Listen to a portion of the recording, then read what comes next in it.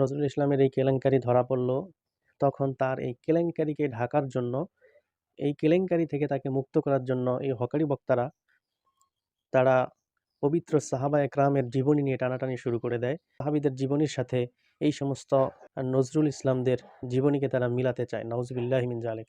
শুনুন সাহাবীদের জীবনী সম্পর্কে, সাহাবীদের অপরাধটাকে কিভাবে তারা উল্লেখ করতে চায়, শুনুন। রাসূল সাল্লাল্লাহু আলাইহি সাল্লামের জামানায় যে সমস্ত সাহাবীদের উপরে ফৌজদারি শাস্তি প্রয়োগ হয়েছিল, মাআজ ইবনে মালিক আল আসলামী রাদিয়াল্লাহু তাআলা আনহু অপরাধ ছিল জিনা, শাস্তি হলো রজম, পাথরে পাথরে উড়িয়ে দেওয়া হয়েছিল।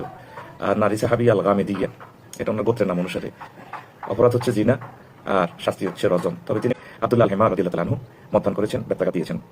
অপবাদ, ওই যে অনলাইনে ভিডিও ভাইরাল কি, মেসতা ইবনে আসাসা, হাম্মা বিনতে জাহাশ, হাসান বিন সাবিত, এই তিনজন হদ্দে কযফ, 80 দোলা দেওয়া হয়েছিল আমাজি আয়েশা সিদ্দিকা রাদিয়াল্লাহু তাআলা আনহার ব্যাপারে। তারা মিথ্যা। এই যে হকারি বক্তা তিনি উল্লেখ করলেন যে ফৌজদারি মামলার আসামি হয়েছেন অনেক সাহাবী, অনেক সাহাবীরা ভুল করেছেন, এমনকি জিনাও করেছেন। তো এই সম্পর্কে আমাদের মত কি? আমরা এখান থেকে কি শিক্ষা নিব? এই সাহাবীদেরকে ছোট্টখাট্ট যেই সমস্ত গুনাহ হয়েছে বা ভুল হয়েছে, এটা থেকে আমাদের কি শিখার আছে? এটা থেকে আমরা একটা জিনিসই নিতে পারবো, সেটা হলো তারা এই সামান্য ভুলটা করার পরে তারা কিভাবে খাস দিলে আল্লাহর কাছে তাওবা করেছে। তারা দুনিয়ার শাস্তিটাকে মাথা পেতে নিয়ে পরকালীন মহা মুক্তিকে তারা প্রাধান্য দিয়ে দুনিয়া থেকে বিদায় নিয়ে আমাদের জন্য এটাই শিক্ষণীয় বিষয় রেখে গেছে যে তোমরা যদি কোনো ভুল করো তাহলে আমাদের মতো করে তাওবা করে আল্লাহর কাছে ফিরে যাও। এই যে মাস ইবনে মালিক আর আল গাদিয়া যেই মহিলার কথা এই হকারি বক্তা উল্লেখ করলেন, এই হাদিসটা রয়েছে সহিহ মুসলিমের মধ্যে 1695 নম্বর হাদিসের মধ্যে ঘটনাটা উল্লেখ। মাস ইবনে মালিক রাদিয়াল্লাহু তাআলা আনহু যখন জিনা করে ফেললেন, তখন রাসূল আকরাম সাল্লাল্লাহু আলাইহি সাল্লামের কাছে তিনি আসলেন যে ইয়া রাসূলুল্লাহ, ইয়া হাবিবাল্লাহ, আপনি আমাকে পবিত্র করে দিন। এমনিভাবে 3 বার বলার পরে চতুর্থবার রাসূল সাল্লাল্লাহু আলাইহি সাল্লাম তাকে জিজ্ঞাসা করলেন, তুমি কি ইচ্ছাকৃতভাবে এটা করেছ? তখন তিনি স্বীকার করলেন যে হ্যাঁ ইয়া রাসূলুল্লাহ। তখন রাসূল আকরাম সাল্লাল্লাহু আলাইহি সাল্লাম তাকে রজমের বিধান দিলেন, তাকে পাথর নিক্ষেপ করে হত্যা করা হলো। হত্যার পরে 2 দল সাহাবা একরাম, একদল বলতেছে যে উনি অপরাধ করে দুনিয়া থেকে বিদায় নিয়েছেন, আরেক দল বলতেছে না, তিনি মহা মুক্তি পেয়েছেন। এরকম যখন 2টা দল হয়ে গেল, তখন রাসূল আকরাম সাল্লাল্লাহু আলাইহি সাল্লাম তার এই তাওবা সম্পর্কে বললেন, লাকাদ তাবা তাওবাতান লাউ কুসিমাত বাইনা উম্মতি মুহাম্মাদিন সাল্লাল্লাহু আলাইহি ওয়াসাল্লাম, যে এই মাস ইবনে মালিক যেই তাওবাটা করেছে, এই তাওবাটা আল্লাহর কাছে এতটা পছন্দনীয় হয়েছে, এই তাওবা যদি আমার সমস্ত উম্মতের মধ্যে ছড়িয়ে দেওয়া যায় তাহলে উম্মতে মুহাম্মাদের সব গুনাহ আল্লাহ তাআলা মাফ করে দিবে। সুবহানাল্লাহ। কিন্তু এই হকারি বক্তারা এইভাবে তাদের জীবনী আলোচনা করবে না। তারা তাদের দলের দোষ ঢাকার জন্য সাহাবা একরামদের সামান্য কিছু ত্রুটি বিচ্যুতিকে সামনে এনে তারা এই নজরুল ইসলামদের মতো পাপীদের জঘন্যতম অপরাধ ঢেকে ফেলতে চায়। সাহাবা একরাম সম্পর্কে আমাদের আকীদা কি? সাহাবা একরামের দোষ ত্রুটি সামান্য যেইটুকু হয়েছে এটা আমরা আলোচনার বিষয় না। উম্মতে মুহাম্মদ এটা আলোচনা করতে পারে না।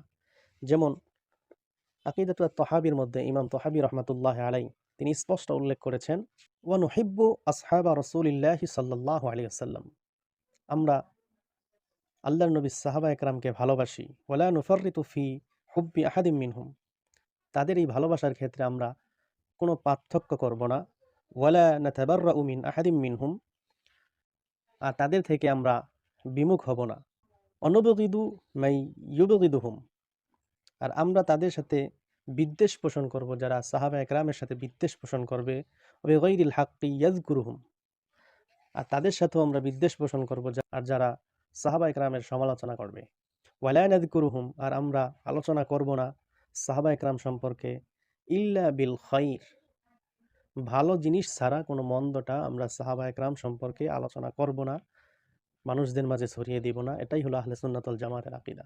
কিন্তু এই হকারি বক্তারা, এই যে দেখেন আমার হাতে কিতাব, এখান থেকে পড়ে শোনালাম, এই হকারি বক্তারা তাদের দলের দোষ ঢাকার জন্য সাহাবা একরামের পবিত্র জীবনী নিয়ে তারা সমালোচনা করে, সাহাবা একরামের পবিত্র জীবন সম্পর্কে তারা কালিমা লেপন করতে চায়।